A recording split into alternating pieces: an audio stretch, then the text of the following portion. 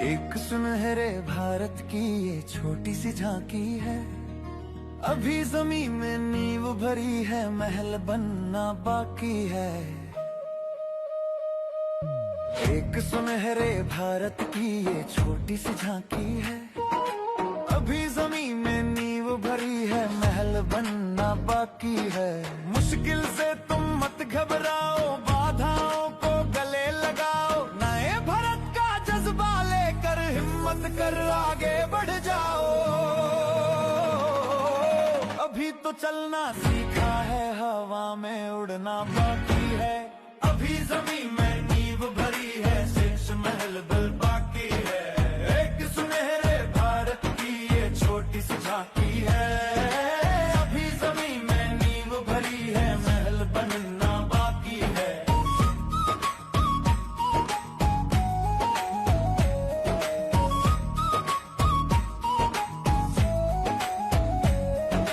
RCM में शक्ति इतनी, पर्वत की ऊंचाई जितनी। आरसीएम की गहराई, सागर की गहराई जितनी। अभी तो नदियां पार करी है, सागर करना बाकी है।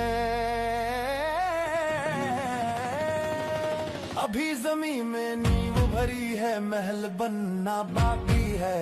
एक सुनहरे भारत की ये छोटी सी झांकी है। अभी जमीन में नींव भरी है, महल बनना बाकी है।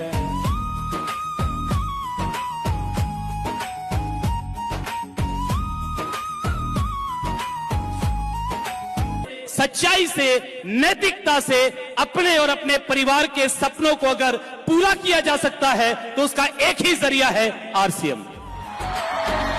छत्तीसगढ़िया और हम 3 दीपक, सेवा, स्वास्थ्य और संस्कार, इन 3 दीपकों की रोशनी से इस पूरे भारत का नव निर्माण कर रहे हैं। मैं बहुत सौभाग्यशाली मानता हूं खुद को कि मैं इस मिशन का एक सच्चा सेवक हूं। स्वास्थ्य को प्राथमिकता दीजिए और संस्कार ऐसे डालिए अपने बच्चों में गुरुकुल के माध्यम से कि वो संस्कार आपके बच्चों में जाए और वो संस्कार आरसीएम की पहचान बन जाए।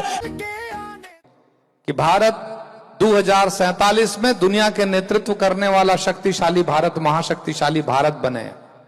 और वो महाशक्तिशाली भारत बनाए कि हम सब के जिम्मेदारी है, अपन अपन क्षेत्र में जम के मेहनत करे के जिम्मेदारी है।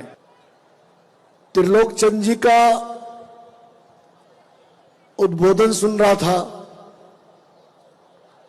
तो ऐसा लग रहा था कि इस मंच से कोई संत सामने आए हुए भक्त जनों को संबोधित कर रहा है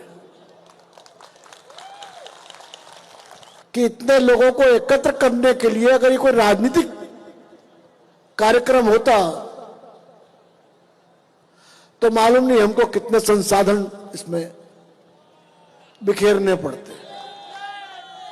त्रिलोक चंद जी, कि आपने 25 साल में इतना यश कमाया है। मैं सेल्स का बंदा रहा हूं, मार्केटिंग का बंदा रहा हूं, लेकिन आज मैंने आपको अपना गुरु मान लिया।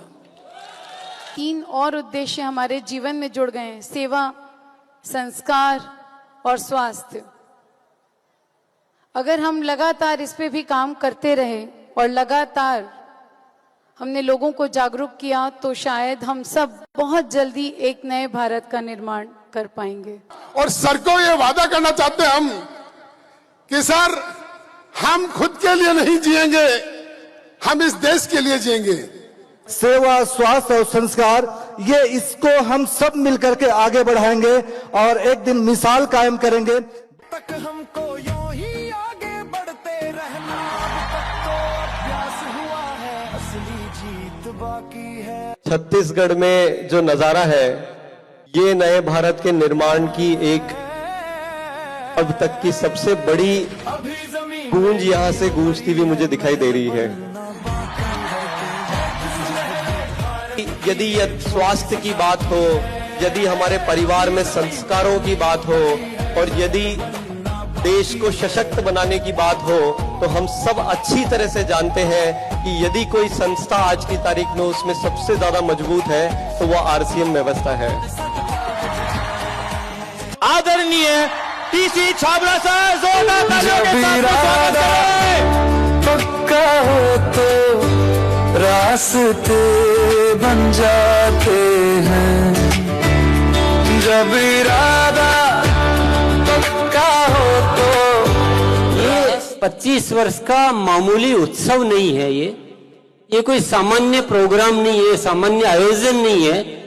ये ऊपर वाले की एक बहुत बुलंद आवाज है कि मेरे प्यारे इंसानों, इस धरती पर आपके पास क्या क्या मौजूद है, अस्तित्व ने आपको क्या क्या दिया है, जरा उसको समझिए, जरा उसको जानिए।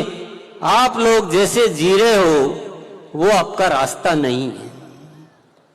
आपको मैंने इंसान बनाकर इस धरती पर भेजा है और ये रूपांतरण यात्रा हमारे उस इंसान को याद करने की यात्रा है कि समाज में एक बहुत बड़े बदलाव की जरूरत है, एक क्रांति की जरूरत है, इंसानियत को इस धरती पर लाने की जरूरत है। और ये आरसीएम का जन्म हुआ है वो सिर्फ इसीलिए हुआ है कि पूरा देश एक बन जाना चाहिए ने, ये प्रेम से जुड़ जाना चाहिए ने। हमारे जीवन में प्राथमिकता पैसा नहीं होना चाहिए, हमारे जीवन में प्राथमिकता प्रेम होना चाहिए। हम कृष्ण ने गीता में कहा था कि अगर आपको जो चाहिए वो प्राप्त करना है तो आप करो वह जो मैं कहता हूं।